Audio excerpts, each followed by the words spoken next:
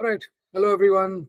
I will just share my screen and then we'll start. Can you see my screen?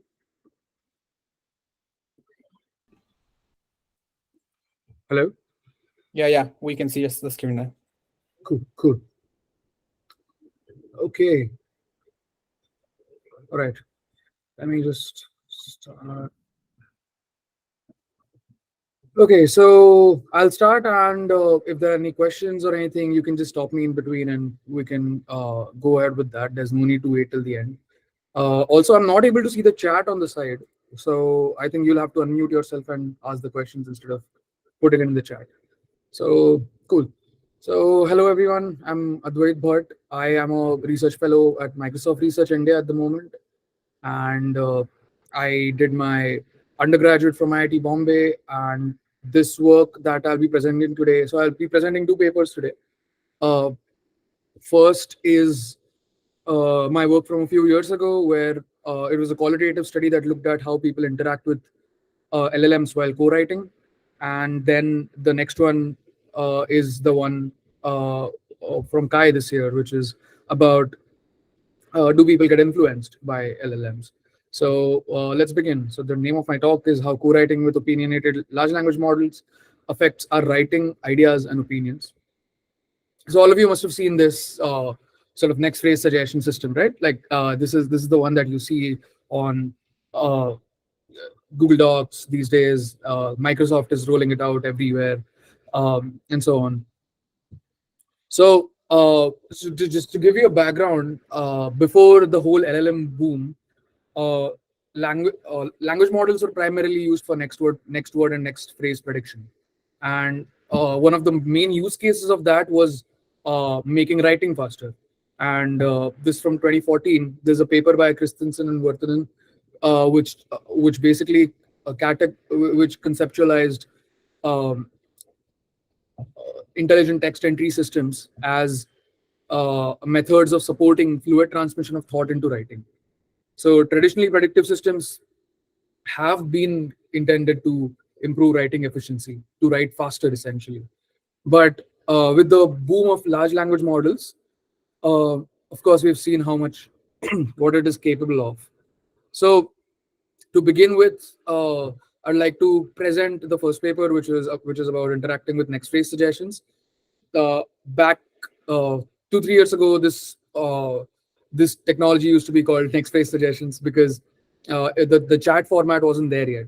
And back then we looked at how suggestion systems aid and influence the cognitive processes of writing. So we looked at it through a cognitive process lens. This is the link.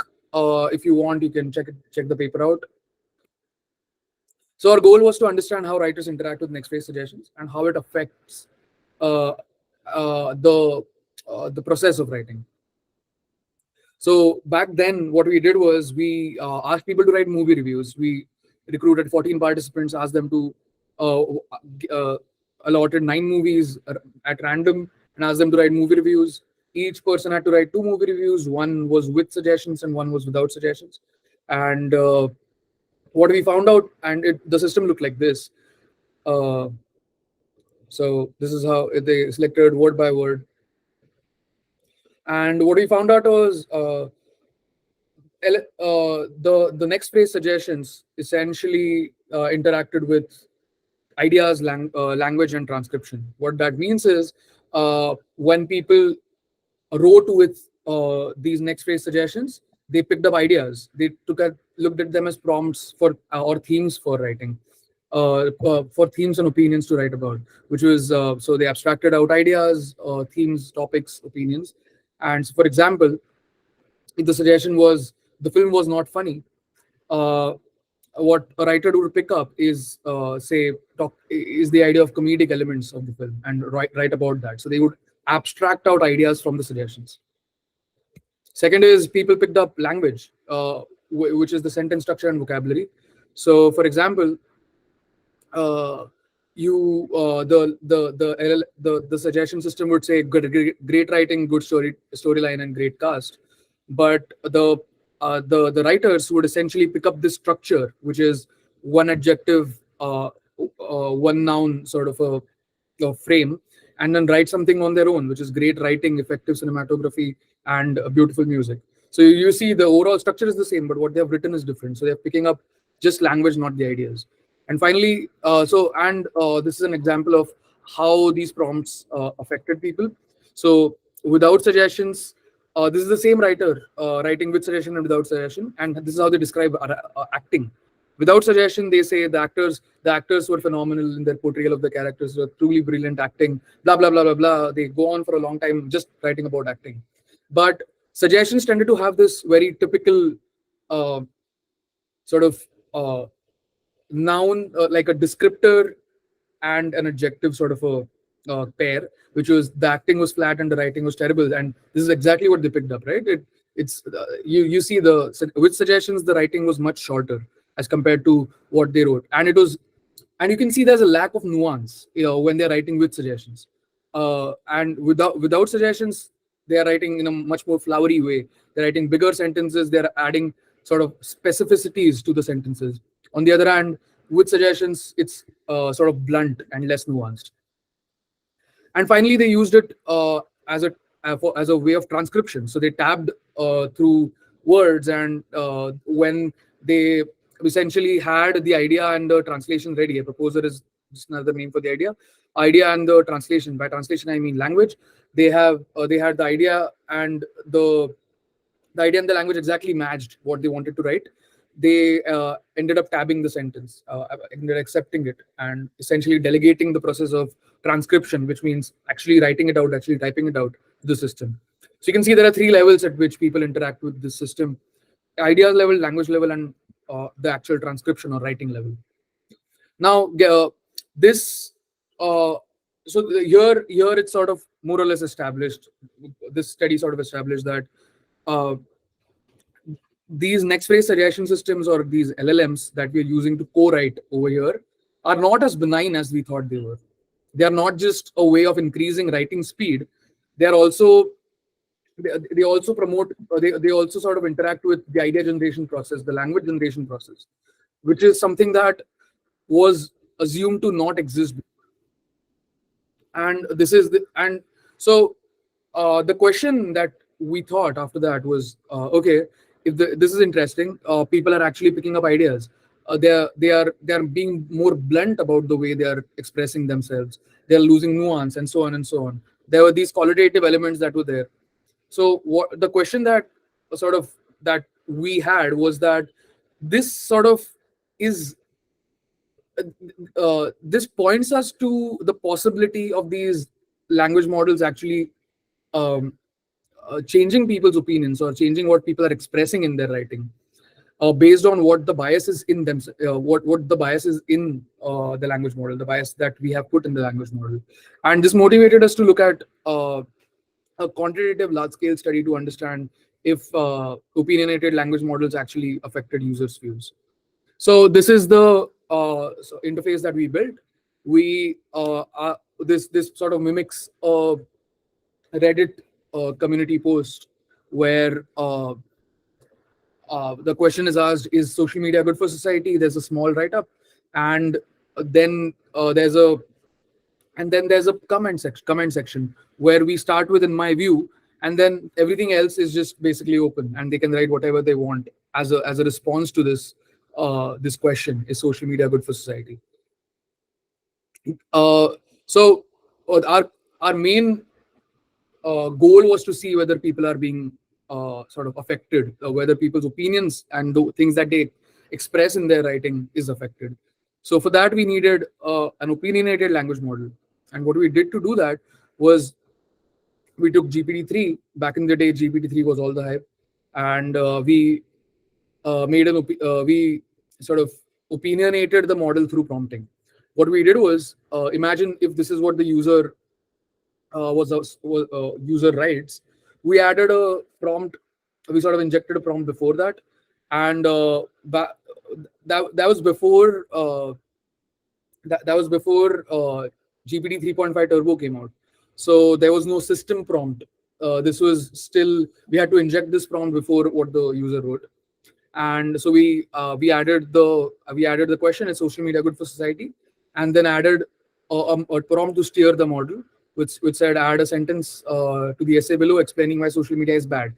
And for the good model, we added a sentence which said add a sentence by explaining why social media is good. And what we got is the model completed what the writer was saying as, in my view, social media, the model says, creates a false sense of self-importance and self-worth. So because the model was steered towards negative, saying negative things, it said negative things. And so we embedded that into the writing platform, and this is a demo. So this is what it looked like. Uh, so there would be around 1 or 2 seconds of delay before the suggestion shows up, and if the writer doesn't write anything for 1 or 2 seconds, we sort of randomly change the time, and one by one the sort of letters appeared. And if you can see, this one is a positive language model, which is configured to say positive things about social media. And yeah, what we essentially asked people to do was we asked them to write like a 5 sentence write up and ask them to submit. So this is what the study design was. There was an opinionated language model. It is embedded into the writing assistant, into the interface. 500 people saw suggestions that argued that social media is good. 500 saw suggestions that argued that social media is bad, and 500 did not see any suggestion, which was the control condition. And we took 500 independent crowd workers to evaluate these posts. We asked them to we sort of took every sentence and asked independent crowd workers to rate whether the sentence that the people ended up writing was positive, negative, or neutral on a 5-point scale. And and based on that, we got an idea about how positive or negative the essay, the write-up itself was. Secondly, after that, we asked these participants who did, there was these 1,500 participants who did the positive, negative, and no suggestion conditions to give an attitude survey about social media. So we asked them, what do they think about social media? We asked them a few questions so as to measure what is their view of social media after writing this essay. So how did we analyze these results? The analysis plan was threefold. First was, did the model opinion affect participants' writing, as in the writing itself, the social media post that they ended up writing. This is the control group. In the control group where there are no suggestions, 28% of writers said social media is good for society, 36% of participants said social media is bad for society. What that means is there was a primary, there was a, even in the control, people are more predisposed to saying bad things about social media in general, but just so slightly. When the model said social media is good, we saw a drastic shift, which was 45% of people now said that 45% of people said that social media is good in their social media post. So, and remember, this is the labels that independent crowd workers provided for those essays. So this just talks about how positive or negative the essay itself was, the writing of the essay itself was. And when the model said social media is bad, 53% of participants in their essays ended up saying that social media is bad. And if you see naturally, number of people who said social media is bad when the model said it was good is also significantly less as compared to the control condition. And so is the case in the social media is bad condition. Now, this could be due to many reasons, right? This could be just because the participants were lazy. They just sort of accepted suggestions just to get done with the task. But was that the case? To find that out, we had the attitude survey, right? The idea of the attitude survey was to essentially just understand that did people actually change their opinion, or was it just some sort of a convenience bias where people were selecting suggestions to get done with the task and they haven't really changed their mind? What we found out, though, was that people did change their mind. When the model said social media is good, 45% of the participants in the post-task attitude survey said social media is good, and only 25% said it's bad. when the model said social media is good, and after writing the essay, 41% of people uh, who had written with a sort of an anti-social media model thought social media is bad, and only 26% thought social media is good. And there's a fairly equal distribution in the control group, with 33% thinking social media is bad and 35% thinking social media is good. Uh, so that shows that there is some amount of manipulation happening, right? The next interesting question that we had was, were participants aware that the model was opinionated? What that means is, did they actually think that they were being manipulated? And or or the scarier situation is that they actually don't know that they're being manipulated and their opinions are being changed. Scarily enough, they did not have uh, enough awareness. So what we did was, after they had written the essay, we also asked participants. So we also asked our participants whether the model was reasonable, biased or reasonable, was balanced and reasonable, and it was not biased essentially. When the model supported participants' opinions, which was collected post hoc, but it was a proxy. I mean, we did not ask participants before they wrote the essay what was their opinion. We asked them after the fact. Uh, either way, 80% of participants thought, in when the model supported their position, that it was not biased, and it sort of goes down as people as the model contradicts what people think, but still it's higher than people who actually end up thinking that the model is biased, which is scary, right? Because people what people what we are seeing here is that people are being manipulated and they're not realizing that they're being manipulated. So, to sort of, what does this mean? What is the impact of this? So, a lot of us must have heard about nudge theory, right? So, where a persuader designs a sort of a system where there are choice defaults or there are message defaults. Where, for example, in a website, you could see the one button. So, for example, if you're writing a survey, they're giving a survey, there would be a choice default there where a particular option would be pre-selected, and it is seen that most people end up not changing that option because that's already pre-selected. And we are basically taking this critical insight from nudge theory and applying it to this co-writing use case with language models. The difference is that in conventional persuasion, there needs to be a designer who designs, who carefully designs this persuasion, the message, the choice architecture, and that ends up influencing the users. On the other hand, what we are seeing now is a sort of latent persuasion where the language model is where just a bias in the language model is ending up influencing the user, and not just what they think but also what they end up writing, which can then influence other people who read that writing, and hence it has much larger implications than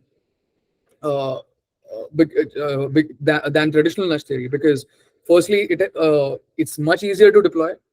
You just have to basically just argue that social media is bad for society, and that is it. You don't need to create an elaborate persuasion mechanism. And the more scary part is there can be an accidental latent persuasion happening in language model due to the inherent bias in the language model. But this can also lead to new forms of manipulation where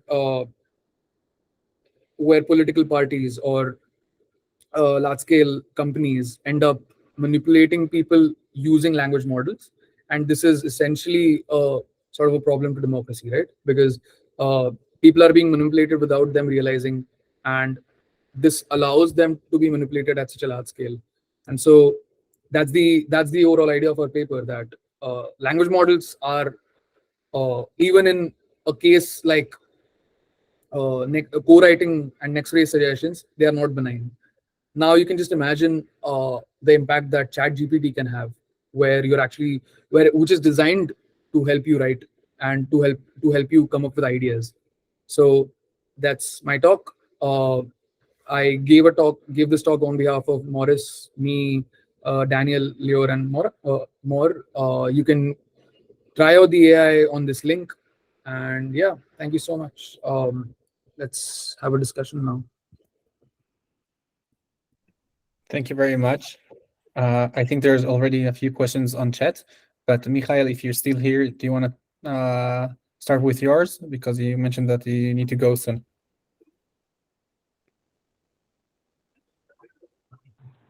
Yeah, sorry. Give me a second just to think about how I want to word it. Maybe some other questions can go first. But yeah, I appreciate it. Thank you. Sure thing. So I think in the chat, if you can open it now and maybe stop the share screen sharing and um, let's see. Not sure if it's exactly a question, but it's more sharing by Lokesh about the creativity. Yeah. Hmm. It's possible in the future that society will completely be polarized by these models. OpenAI can be like new generation Cambridge Analytica. Interesting. So okay, yeah, cool. So I mean, I get the yeah. That's an interesting point. I mean, I don't know whether. So I mean, I think there are two possibilities here. First is like any other tool, we get uh, good at working with it and understand that it is going to influence us, and there would be, but with but that I think is unlikely because in a large scale sort of deployment, when literally everyone is using it, what you're essentially doing is shifting uh, the role of a primary generator of content from the human to the AI, where the AI is generating content and the human becomes an evaluator of content. Uh, so what that does is the things that are being generated are generated by the AI first, and the human decides whether they agree with it or not.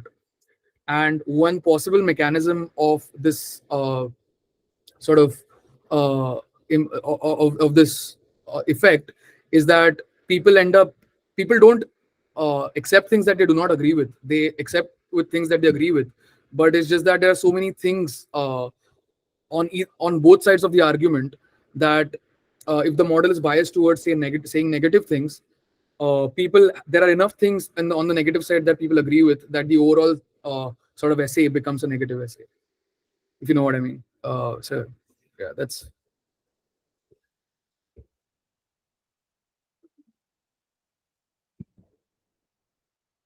So Gonzalo is asking a few questions. So I can read them uh, out. Or we are actually yeah. So the question is, how do you think the results of the study might change if the experiment were repeated with a different topic rather than the impact of social media on society? So we are in fact doing a slightly large scale study now, where we're looking at around 5-6 topics, and yeah, we'll see. I'll definitely share when the paper comes out.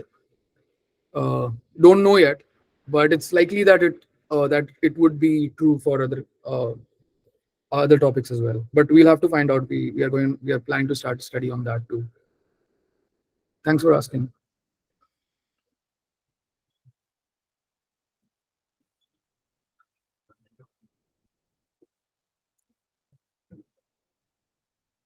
Did I lose you? Hello.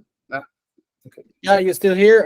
So sorry that you keep going to read the rest. So there's under Gonzalez a few more questions. If you're gonna go through them, with AI, the indistinguishable from a human propaganda would be a very easy to spread. What do you think would be some ways to counteract the manipulative effect of AI on platforms like social media?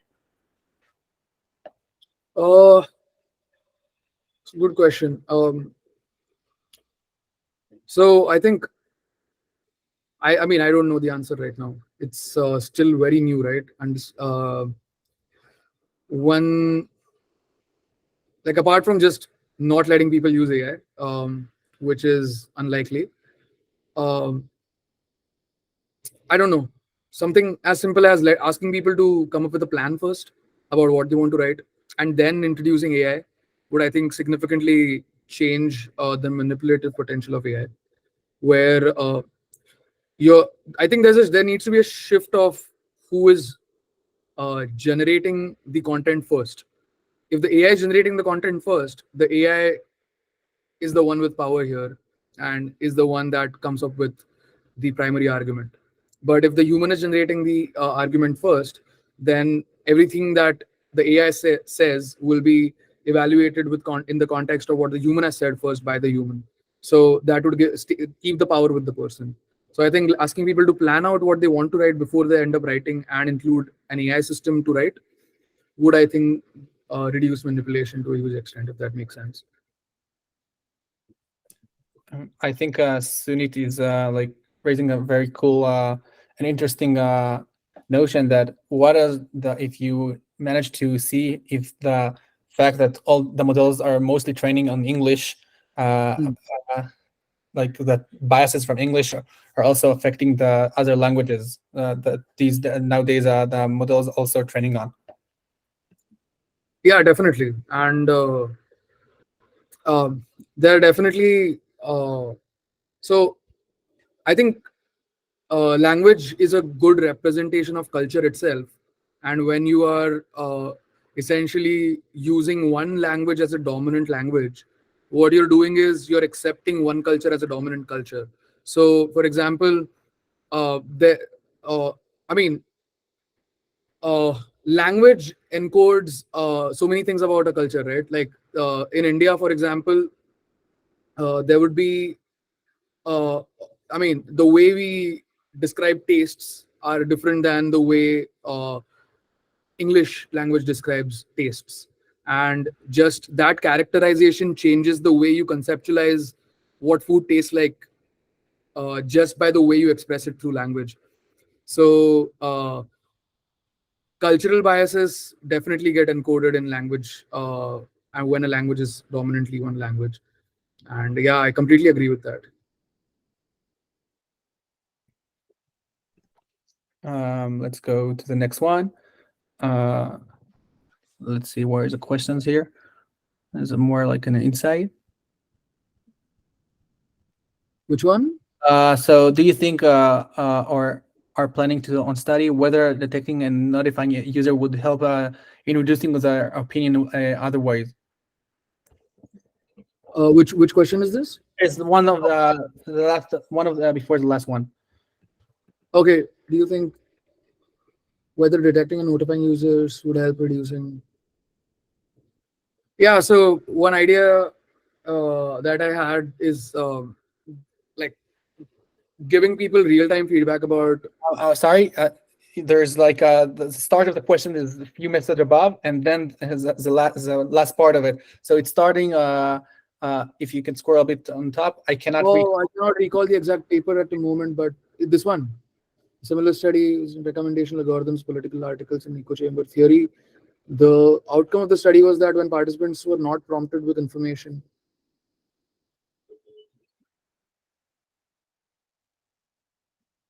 what? Oh, right. Okay.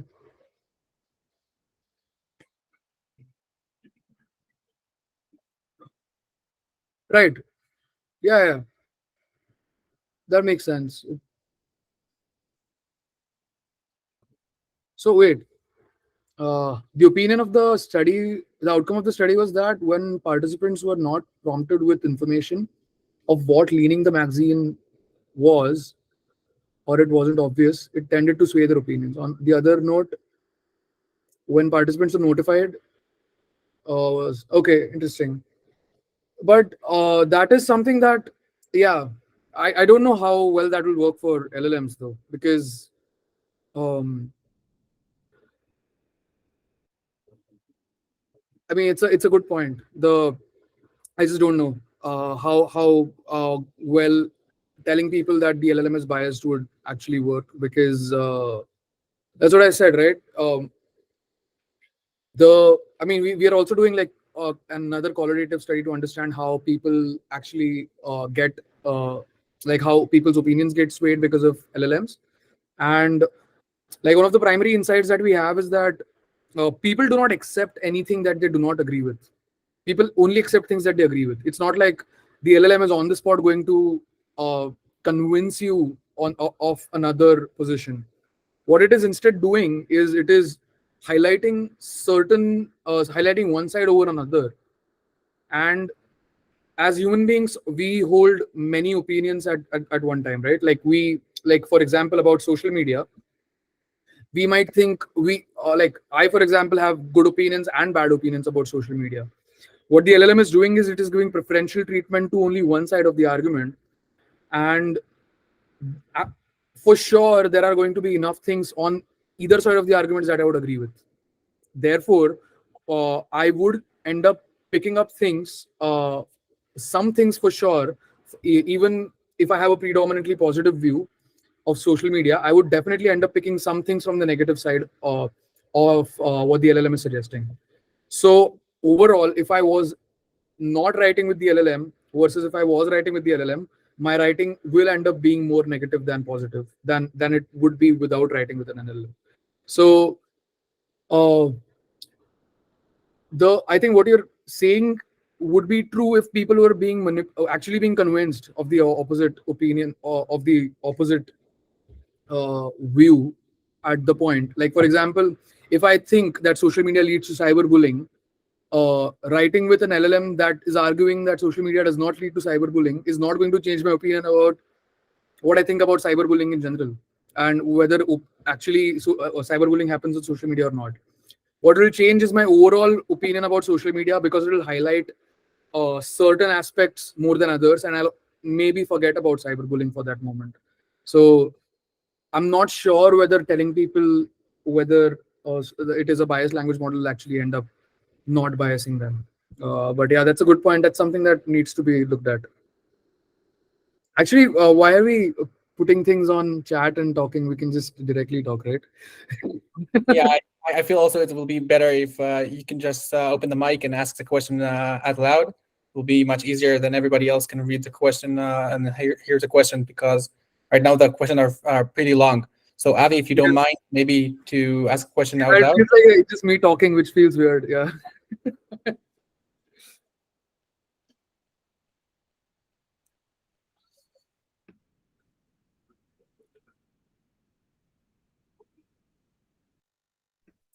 Is I think it's maybe because we are so used to put our question now in ChatGPT to enhance it and then put it back, so we're not using words anymore. But yeah, I really encourage everyone to start to ask questions by talking. Anyone wants to go first? We can do that. Yeah.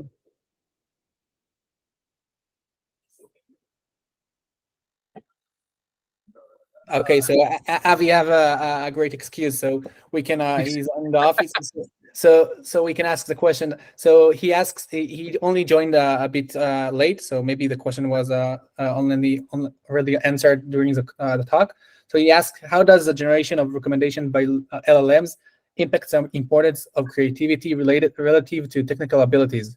Does this shift in reliance on LLMs generated suggestions provided by individuals with more freedom to focus on creative pursuits rather than practical matters? Or does it potentially lead to a greater tendency to conform to LLM suggestions and rely on them to shape creativity outputs? That's a good point. So if we look at it in the context of writing, what do you folks think is the like? I mean, I want to ask an open question to sort of elicit some discussion, which is, what do you folks think is the sort of technical or practical side of writing, as opposed to creative? I'm coming up with ideas for writing is a creative side for writing, but what do you think is the technical or practical side of writing?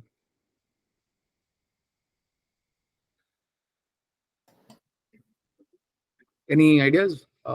Like I can think of like spelling words is a technical side of writing, and we have already reached a point where we don't have to remember spellings because AI technology is good enough to that we can delegate it out. My question is in the context of writing. Can we really make this difference? Because I mean, right now, I mean, only we can obviously look at other domains such as like I don't know. Um, any ideas about other domains where we can where people use LLMs, like planning their day or like writing music? The question is, when we're talking about creative pursuits, aren't the technical things also part of it? Like I'm trying to wonder. Well, I have an idea. So, very recently, I was trying to like edit my research papers using ChatGPT, Right. and so that was an interesting experience because, well, I did not really think it would work, but it sort of actually gave me some really helpful suggestions, except for the fact that it was factually wrong in most instances. So, Right. as a tool to improve my writing, it's really great, but to actually help my research, probably not. Yes, same goes with me. I was writing my patent, and the information was completely technically incorrect. As the AI starts hallucinating, I was working in a chat, and I don't know about hallucinating that much. So I start working in that chat for too long. So I don't know how or what happened, but it the information get so much factually incorrect that it was not making any sense. Hmm. But then, so I mean, so in the case of say writing a research paper or a patent, uh, how would you make the distinction between a creative pursuit versus a technical pursuit or a practical pursuit? So yeah, I think uh, the main distinction is that who has the power over there, right? Like for example, if you're giving an LLM too much power for generating ideas, then I think both are fine. But I think that both of I mean, one side is where the LLM is the main generator and you are the evaluator of what the LLM is coming up with, versus where you are writing things first and then you are using LLM's input to evaluate your own writing. And um, I think in creative pursuits, we would want to be the primary generator and the LLM to give us suggestions, because otherwise, you run at the risk of picking up things that are not really original to you. Versus if you're just using it as a way of testing out your ideas, then that becomes, I think that's a great application, because that allows you to stay creative while becoming better at the way you're expressing things. But I don't know. I mean, yeah, that is the frontier of research at the moment, right?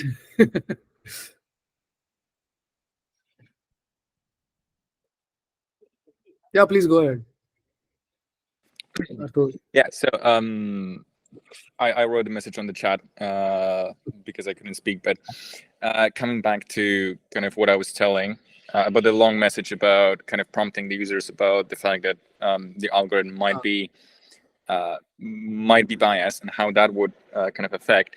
And what I'm thinking about kind of the methodology of study itself, you presented only kind of binary outcome, so it being positive, negative, and stuff like that. But the issue here that I see, or rather the kind of co-founder in your study, would be that there is obviously a salience effect, right? We know about it, and you kind of mentioned it about it as well. But then again, is it the salience kind of effect that impacts kind of how they wrote? Because if they were not strongly opinionated about the movies themselves, then the salience effect will have a much stronger impact. So my question would be, have you, for example, found a crowd of people who are very into movies and have their own opinions, that would such kind of algorithm still impacts, right? I am trying to think from like very academic perspective, that would be a very strong co-founder, and maybe you've just repeated, in a sense, a salience effect kind of study yet again. And on other hand, like I've multiple times tried writing with GPT something myself, and it kind of pointed to kind of arguments which I completely disagreed. So I just scrapped everything and wrote it myself because I just thought it did a very, very bad job. Right. So my question would be, and I guess another important thing that if you've conducted a study, then you probably read the responses. My another question would be a sign that you've found sort of a salience effect, that people default to the exact same opinions. And this could be kind of like the differentiator between people, like the salience effect, or actually prompts impacting the users. Did they simply sway their opinions? So for example, did it actually sway their opinions in a sense that, for example, the prompt was negative, but they wrote negative responses not concerning the topics mentioned by kind of GPT, or whether they kind of defaulted to both negative and exactly to the points, right? So what I'm asking is, it might also be worth looking at, and you can tell me how many kind of participants in the study both defaulted to the tone and the exact message, and which of those defaulted to the tone but still brought up their own kind of message, right? Their own kind of arguments. Got it. So there's definitely a huge salience effect for sure, and with that, so that's pretty clear. The difference though is that so these are the results from a current study that we're doing. It's a more qualitative study to understand how is this happening, whether it's just salience effect or not. And what you're seeing is that there is a salience effect, but there's another effect where people end up elaborating what say if the model says social media leads to isolation, or like not isolation, like I don't know, anxiety, for example. It leads to anxiety because of constant comparison with other people. Say if this is something that the model says, it also reminds people of experiences of that, of something similar from their life, and then end up expanding on that particular point using personal experience. So they're elaborating on what the model is suggesting, which is also, so I think it's slightly more than just salience effect, where it's not just that people are only articulating one side of the argument, which I think is a huge part of it, but it is also that people are also sort of recalling more instances of the negative side as compared to the positive side. And we are currently looking at whether this effect lasts for a week or a month, as against just after the study.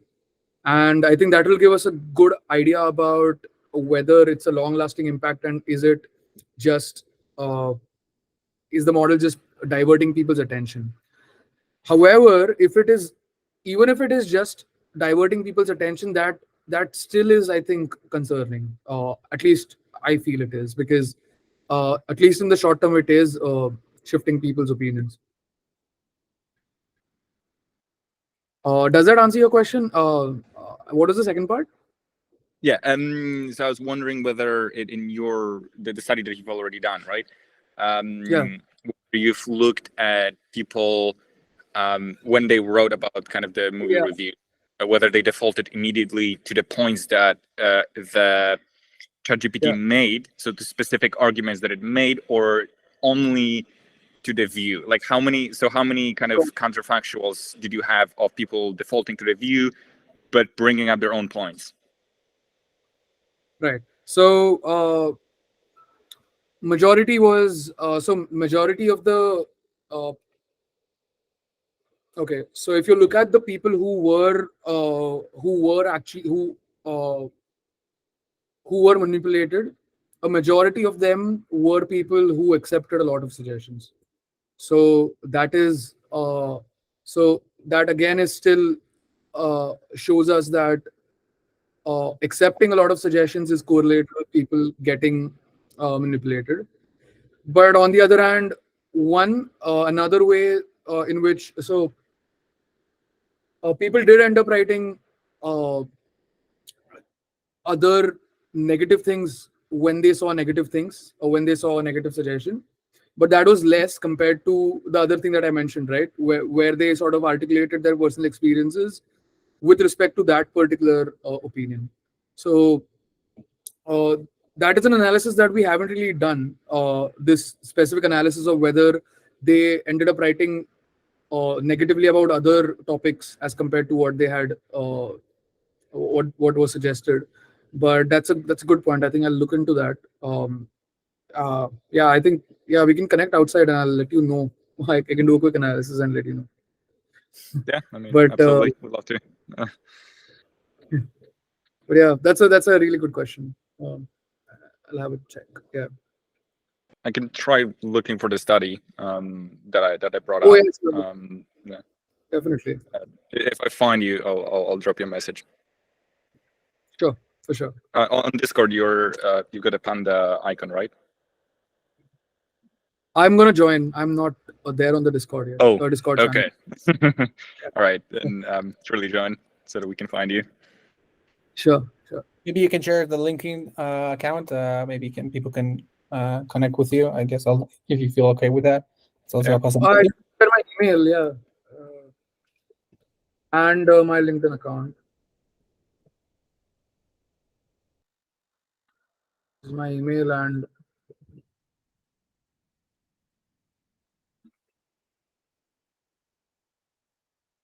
it should work, right? Yeah. Just check. This is my LinkedIn account. Page not found. Okay. All right. Anyway, I'll share my details for sure. Yeah, but till then, okay, got it.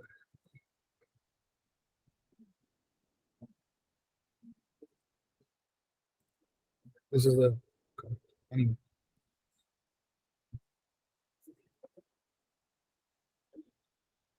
Yeah. I think we have around 7 minutes left. And yeah, we can discuss till then. I think Mikhail is raising his hand. If you're Oh yeah. yeah. Yeah, hey, thank you so much for your patience. I really appreciate it. And I also want to say thank you for giving this presentation to us, as well as just looking into the study in general. Obviously, the point of studying these agents is not just to make them better at something, but also to see how we are able to interact with them in the real world. Yeah. So I thank you for that. I had a few questions.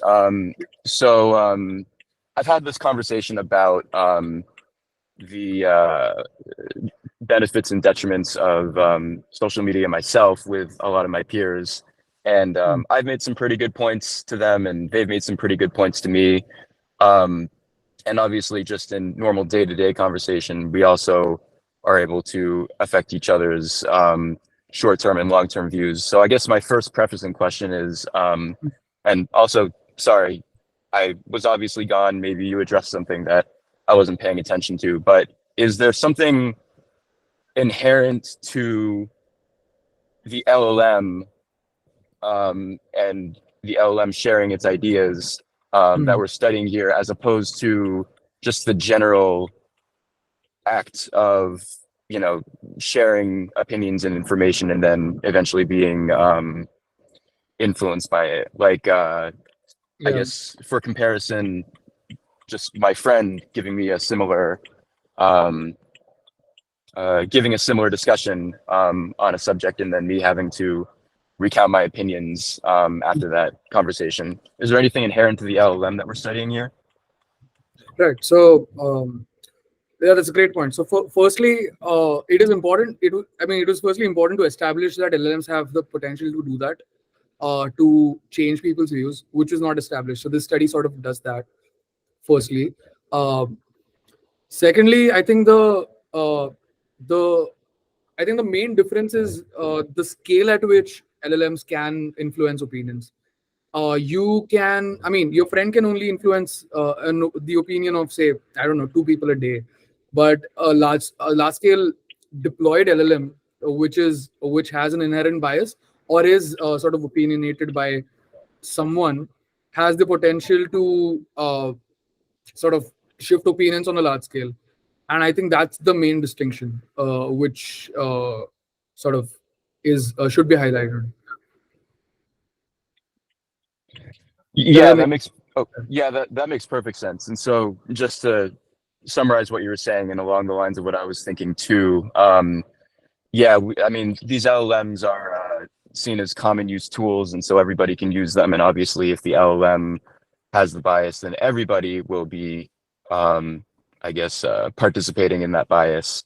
And there might be a bit of a misunderstanding that these LLMs are omniscient and unbiased, and so that might have us lean our opinions more towards thinking that we can listen to these LLMs and just get opinions. And no, also what you're making sense about the fact that what you're saying makes sense about how there hasn't necessarily been a study that LLMs can affect opinions. So maybe we just need to get a baseline and then determine what to do about it.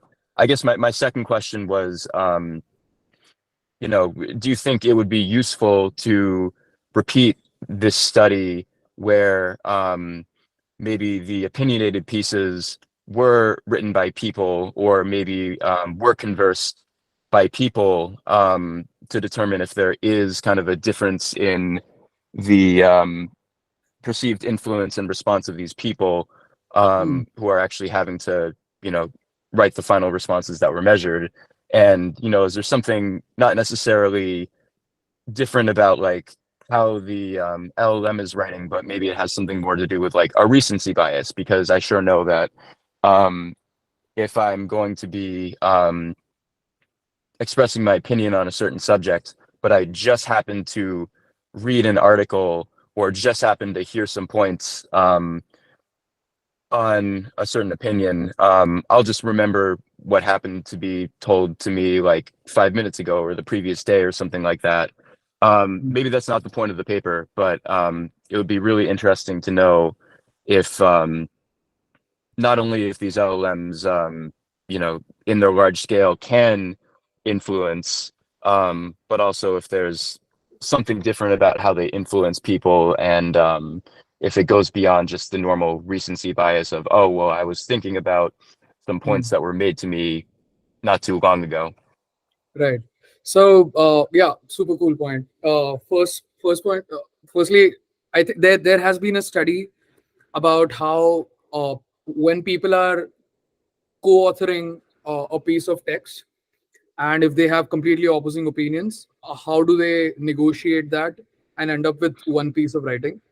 So there have been studies on that, and people have studied this process. What happens is this paper basically sort of theorizes that there are three steps in which this happens. Firstly, people make their primary arguments. Then there is some sort of a synthesis that happens, and then at the end, the people come to a common consensus when they're writing together. The difference with LLMs, though, is that this process of synthesis doesn't really happen, at least when it comes to an interface like this, where people are, well, the LLM is trying to complete what people are saying. So, um, but asking people to complete each other's sentences is slightly ecologically invalid, right? I mean, why would you do that? So an ecologically valid design over here would be people co-writing something, and then you can have another LLM basically acting as an agent and suggesting things and writing along with someone. But yeah, that's an interesting study. I don't think it can, like, it would be interesting to look at this sort of a modality where suggestions are completing sentences, but a more co-writing sort of uh, scenario would be interesting. But yeah, that's a really cool point. Yeah, no, that makes good sense. And maybe another nuance of this study is that you could frame it that the LLM is in fact trying to co-write these responses. I think to your point about coming up with a consensus when you are co-writing, do you think that the LLM's ability to influence in kind of a unidirectional way is going to be different than like if somebody had just read an article on the subject beforehand, where obviously that information flow is unidirectional as well?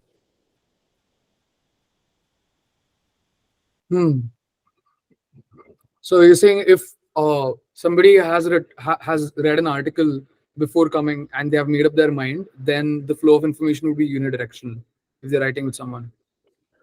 Is that? Yeah, I guess so. I mean, like, I can open up a newspaper and then see that somebody wrote an opinion piece, and then somebody asks me 5 minutes later, hey, what's your opinion on this? Versus I happen to ask an LLM on the same subject, it gives me its opinion, and then I similarly have to write my own opinion on the same subject. That's not necessarily co-authoring, and though that may be kind of the point of the paper, I'm just talking about the influence itself that the different sources have on our opinions after the fact, and what the difference might be in the influence of the article versus the influence of the LLM, besides the fact that, the LLM is maybe seen as like a large scale omniscient tool or something like that. Right. So yeah, I'm sure there will be some qualitative difference. Say if people are being influenced by an article versus a person in a conversation versus an LLM. But yeah, that's an interesting comparative study to do. Yeah, that makes sense. Okay. Hey, I appreciate you taking a second to talk about this. Oh yeah, of course. Thanks.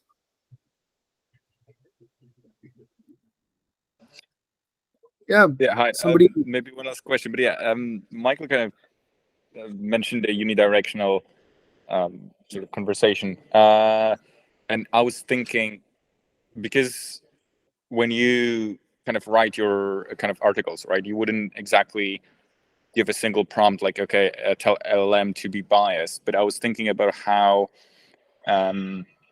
whether LLMs could go into an echo chamber where if I come with my own sort of view, then the LLM will just keep propagating kind of my view over the article. Because I believe that might be kind of much more feasible, because, here I kind of told LLM, like in your case, right? You've told LLM to specifically be biased. But what if I myself, writing an article, intrinsically put bias into my LLM, and then it basically spits it back to me, essentially creating like an echo chamber?